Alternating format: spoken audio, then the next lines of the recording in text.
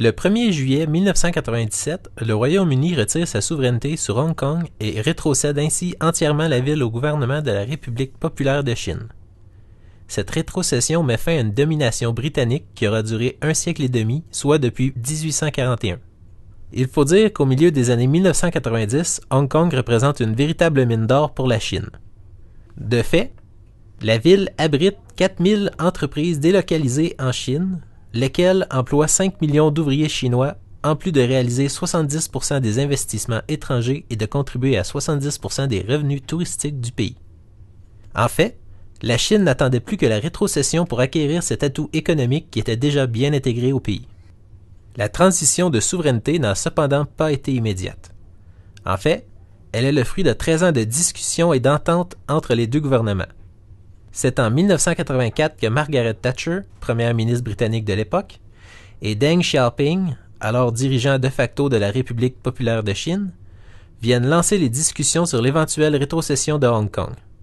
Londres et Beijing produisent une première déclaration commune, soit le Sino-British Joint Declaration, venant affirmer le principe appelé « un pays, deux systèmes ». Ce principe permet au régime marxiste chinois et au système capitaliste hongkongais, pourtant contradictoire, de coexister dans l'intérêt et le respect mutuel de la ville de Hong Kong et de la Chine. Le processus s'est poursuivi par l'adoption de la loi fondamentale en 1994, permettant à la ville de conserver son régime politique. Hong Kong devient donc totalement chinoise en 1997, mais on lui confère un statut de région administrative spéciale, c'est-à-dire que la ville fonctionne sous une administration différente du reste du pays. Évidemment, la rétrocession de Hong Kong à la Chine a eu plusieurs répercussions sur le pays.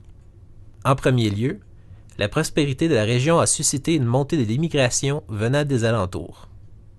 En deuxième lieu, la conciliation des régimes politiques demeurait un défi majeur à affronter. C'est que, s'appuyant sur des fondements communistes, la Chine n'a jamais véritablement reposé sur le principe de l'état de droit, au contraire du dynamisme économique de Hong Kong qui repose sur ce principe. De plus, la Chine n'est pas particulièrement reconnue pour son ouverture au multiculturalisme. Or, la ville de Hong Kong se composait déjà à l'époque d'une grande quantité de nationalités différentes. Mais en dépit des nombreux défis, l'efficacité du peuple hongkongais ne semble pas freinée par ces quelques difficultés.